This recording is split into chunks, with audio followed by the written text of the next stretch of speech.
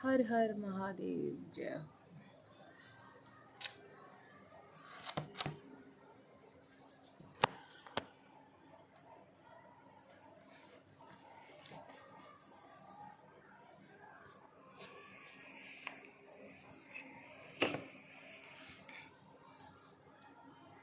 आज हम पढ़ेंगे 5 कृत्यों का प्रतिपादन, प्रणव एवं पंचाक्षर मंत्र की महत्ता, ब्रह्मा विष्णु द्वारा भगवान शिव की स्तुति तथा उनका अंतर्ध्यान। ब्रह्मा और विष्णु ने पूछा, प्रभु सृष्टि आदि 5 कृत्यों के लक्षण क्या हैं? यह हम दोनों को बताइए। भगवान शिव बोले, मेरे कर्तव्य को समझना अत्यंत गहन है, तथापि मैं कृपा पूर्वक तुम्हें उन विषयों के बारे में बता रहा हूँ। ब्रह्मा और अच्युत, सृष्टि, पालन, संहार, तिरोभाव और अनुग्रह, ये 5 ही मेरे जगत संबंधी कार्य हैं जो नित्य सिद्धि है। संसार की रचना का जो आरंभ है उसी का सर्ग या सृष्टि कहते हैं। मुझसे पालित होकर सृष्टि का सुस्थिर रूप से रहना ही उसकी स्थिति है, उसका विनाश ही संहार है। प्राणों के उत्क्रमण को तिरोभाव कहते हैं। इन सबसे छुटकारा मिल जाना ही मेरा अनुग्रह है। इस प्रकार मेरे 5 कृत्य हैं। सृष्टि आदि जो 4 कृत्य हैं वे संसार का विस्तार करने वाले हैं। 5वां कृत्य अनुग्रह मोक्ष का हेतु है, वह सदा मुझमें ही अचल भाव से स्थिर रहता है। मेरे भक्तजन इन 5 कृत्यों में 5 भूतों को देखते हैं। सृष्टि भूतल में, स्थिति जल में, संहार अग्नि में, तिरोभाव वायु में, अनुग्रह आकाश में स्थित है। पृथ्वी से सबकी दृष्टि होती है, जल से सबकी वृद्धि होती है तथा जीवन रक्षा होती है। आग सबको जला देती है, वायु सबको एक स्थान से दूसरे स्थान को ले जाती है और आकाश सबको अनुग्रहित करता है। विद्वानों पुरुषों को यह इसी रूप में जानना चाहिए। इन 5 कृत्यों का भार वहन करने के लिए मेरे 5 मुख हैं, 4 दिशा, 4 मुख हैं और इनके बीच में 5वां मुख है। पितरों, तुम दोनों की तपस्या करके प्रसन्न हुए मुझ परमेश्वर से सृष्टि और स्थिति नामक 2 कृत्य प्राप्त किए हैं। ये दोनों तुम्हें बहुत प्रिय हैं। इसी प्रकार मेरी विभूति स्वरूप रुद्र और महेश्वर में 2 अन्य उत्तम कृत्य संहार और तिरोभाव मुझसे प्राप्त किए हैं, परंतु अनुग्रह नामक कृत्य दूसरा कोई नहीं पा सकता। रुद्र और महेश्वर अपने कर्म को भूले नहीं हैं, इसलिए मैंने उनके लिए अपनी समानता प्रदान की है। वे रूप, द्वेष, कृतवाहन, आसन और आयुध मेरे समान में हैं। मेरे पूर्व काल में अपने स्वरूप भूत मंत्र का उपदेश किया है, जो ओमकार के रूप में प्रसिद्ध व महामंगलकारी मंत्र है। सबसे पहले मेरे मुख से ओमकार ओम प्रकट हुआ, जो मेरे स्वरूप का बोध कराने वाला है। ओमकार वाचक है, मैं वाच्य हूँ। यह मंत्र मेरा ही स्वरूप है। प्रतिदिन ओमकार का निरंतर स्मरण करने से मेरा ही स्मरण होता है। मेरे उत्तर पूर्वी मुख से आकार का, पश्चिम मुख से उकार का, दक्षिण मुख से मकार का, पूर्ववर्ती मुख से बिंदु का तथा मध्यवर्ती मुख से नाद का प्राकट्य हुआ है। इस प्रकार 5 अव्ययों से युक्त ओमकार का विस्तार हुआ है। इन सभी अव्ययों से एकीभूत होकर वह प्रणव ओम नामक एक अक्षर हो गया। यह नाम रूपात्मक सारा जगत तथा वेद उत्पन्न स्त्री पुरुष वर्ग रूप दोनों कुल इस प्रणव मंत्र से व्याप्त है। यह मंत्र शिव और शक्ति दोनों के बोधक है। इसी से पंचाक्षर मंत्र की उत्पत्ति हुई है, जो मेरे सकल रूप का बोधक है।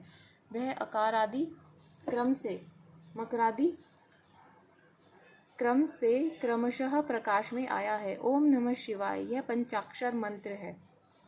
इस पंचाक्षर मंत्र का मात्र का वर्ण प्रकट करते हैं, जो 5 भेद वाले हैं। उसी से शिरो मंत्र सहित श्रीपदा गायत्री का प्राकट्य हुआ है। उस गायत्री से संपूर्ण वेद प्रकट हुए हैं। उन वेदों से करोड़ों मंत्र निकले हैं। उन मंत्रों के से भिन्न भिन्न कार्यों की सिद्धि होती है, परंतु इस प्रणव और पंचाक्षर से संपूर्ण मनोरथ की सिद्धि होती है। इस मंत्र से समुदाय से भोग और मोक्ष दोनों सिद्ध होते। मेरे सकल स्वरूप से संबंध रखने वाले सभी मंत्रराज साक्षात भोग प्रदान करने वाले हैं और शुभ कारक मोक्षप्रद हैं।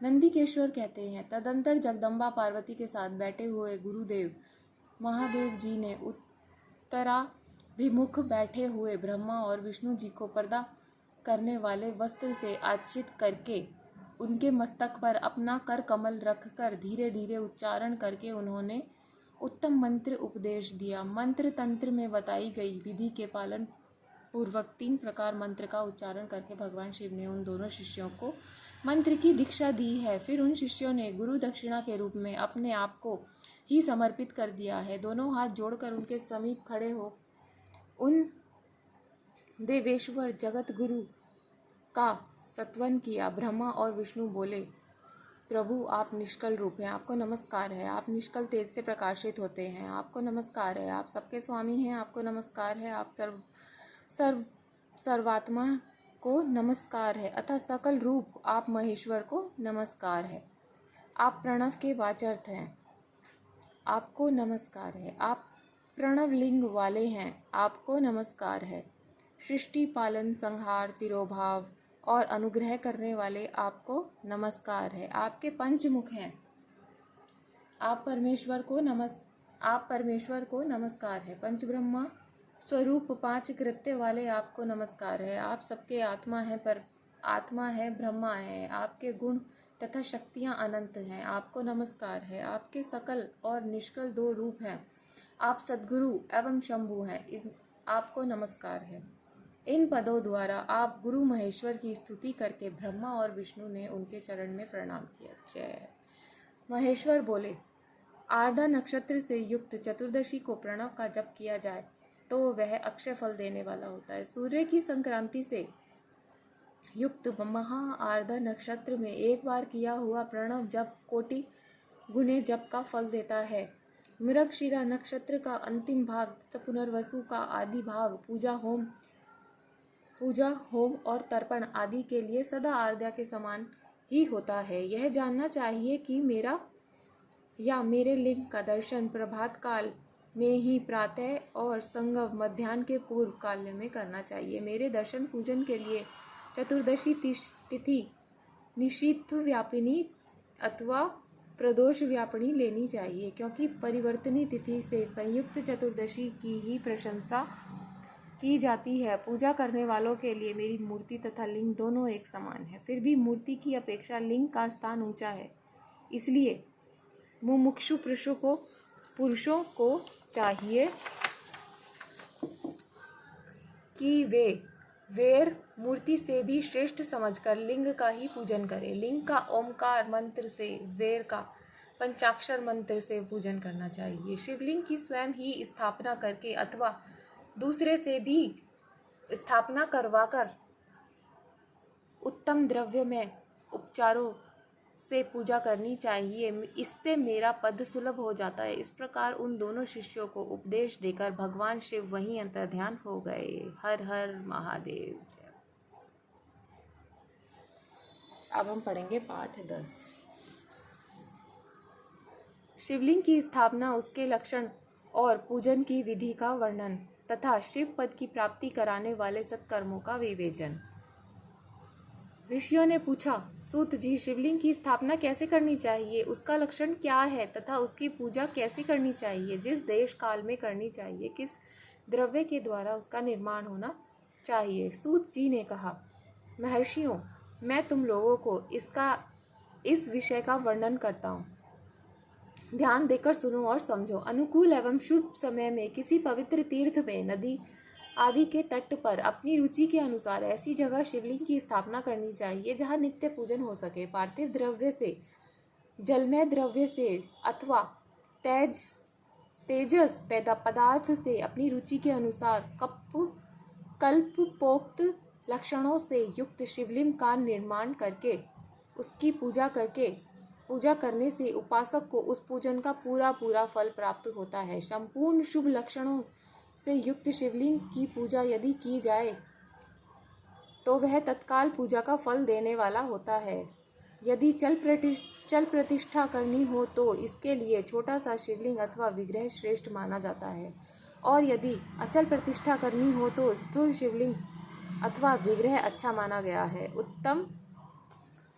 उत्तम लक्षणों से युक्त शिवलिंग की पीठ सहित स्थापना करनी चाहिए। शिवलिंग की पीठ मंडलाकार, गोल, चौकोर, त्रिकोण अथवा खाट के पाए की भांति ऊपर नीचे मोटा और बीच में पतला होना चाहिए। ऐसा लिंग पीठ महान फल देने वाला होता है। पहले मिट्टी से, प्रसर आदि से अथवा लोहे आदि से शिवलिंग का निर्माण करना चाहिए। जिस द्रव्य से शिवलिंग का निर्माण हो उसी से उसका पीठ भी बनाना चाहिए। यही स्थावर अचल प्रतिष्ठा वाले शिवलिंग की विशेष बात है। चल प्रतिष्ठा वाले शिवलिंग में भी लिंग और पीठ का एक ही उत्पादन होना चाहिए, किंतु बाण लिंग के लिए यह नियम नहीं है। लिंग की लंबाई निर्माणकर्ता या स्थापना करने वाले यजमान के 12 अंगुल के बराबर होनी चाहिए। ऐसे ही शिवलिंग को उत्तम माना गया है। इससे कम लंबाई हो तो फल में कमी आ जाती है, अधिक हो तो कोई दोष की बात नहीं है। चढ़लिंग में वैसा ही नियम है। उसकी लंबाई कम से कम कर्ता के 1 अंगुल के बराबर होनी चाहिए। उससे छोटा होने पर अल्प फल मिलता है, किंतु उससे अधिक होना दोष की बात नहीं है।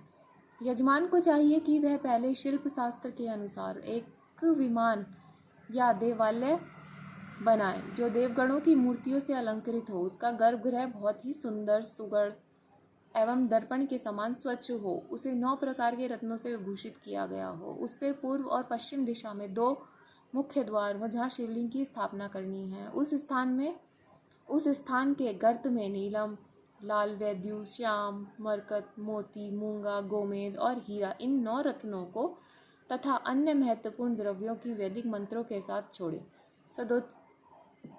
सदोजात आदि 5 वैदिक मंत्रों द्वारा शिवलिंग का 5 स्थानों में क्रमशः पूजन करके अग्नि के हविष्य में उनकी आहुतियाँ देकर और परिवार सहित मेरी पूजा करके गुरु स्वरूप आचार्य को धन से तथा भाई बंधुओं की मनचाही वस्तुओं से संतुष्ट करे। याचकों को जड़, सुवर्ण, ग्रह एवं भू संपत्ति तथा चेतन गौ आदि वैभव प्रदान करे। स्थावर जंगम सभी जीवों को यत्न पूर्वक संतुष्ट करके एक गड्ढे में सुवर्ण तथा 9 प्रकार के रत्न भरकर सदोजाति वैदिक मंत्रों का उच्चारण करके परम कल्याणकारी महादेव जी का ध्यान करें। तत्पश्चात नाद घोष से युक्त महामंत्र ओमकार ओम का उच्चारण करके उस गड्ढे में शिवलिंग की स्थापना करके उसे पीठ से संयुक्त करें। इस प्रकार पीठ युक्त लिंग की स्थापना करके उसे नित्य लेप से जोड़कर स्थिर करें। इसी प्रकार वहाँ परम सुंदर मूर्ति की भी स्थापना करनी चाहिए। सारांश यह है कि भूमि संस्कार आदि की सारी विधि जैसे लिंग प्रतिष्ठा के लिए कही गई है, वैसे ही वेर प्रतिष्ठा के लिए भी समझनी चाहिए।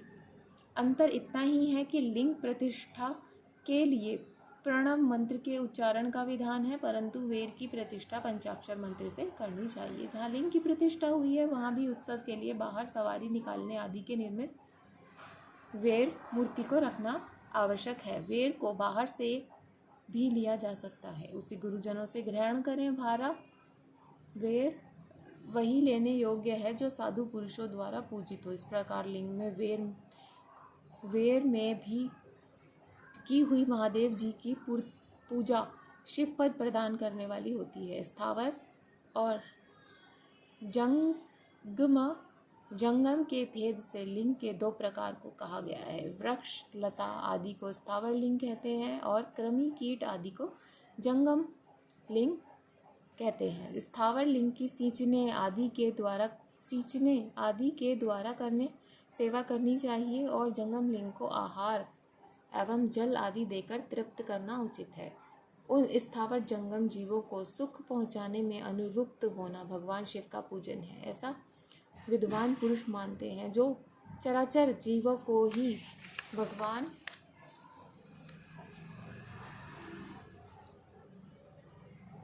शंकर के प्रतीक मानकर उनका पूजन करना चाहिए। इस प्रकार महालिंग की स्थापना करके विविध उपचारों द्वारा उसका पूजन करें। अपने शक्ति के अनुसार नित्य पूजा करनी चाहिए और देवालय के पास ध्वजारोपण आदि करना चाहिए। शिवलिंग साक्षात शिव का पद प्रदान करने वाला है अथवा चारलिंग में षोडशोपचारों द्वारा यथोचित रीति से क्रमशः पूजन करें। यह पूजन भी शिव पद प्रदान करने वाला है। आवाहन, आसन, अर्ध पादांग, आचमन, अभंग पूर्वक स्नान, वस्त्र, यज्ञोपवीत, गंध, पुष्प, धूप, दीप, नैवेद्य, ताम्बूल, समर्पण, नीरांजन, नमस्कार और विसर्जन, ये 16 उपचार हैं।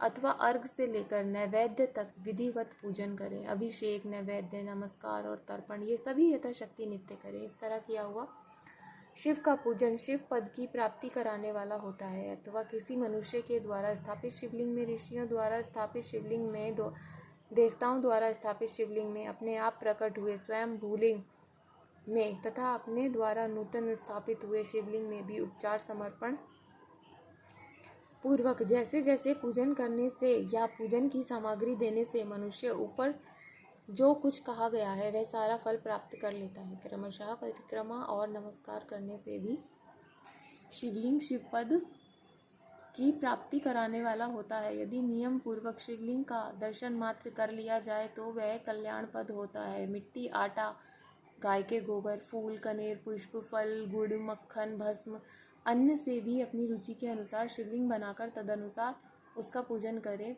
अथवा प्रतिदिन 10,000 प्रणव मंत्र का जाप करें अथवा दोनों संध्याओं के समय 1-1 सहस्त्र प्रणव का जप किया करें। यह क्रम भी शिव पद की प्राप्ति कराने वाला ऐसा जानना चाहिए। हर हर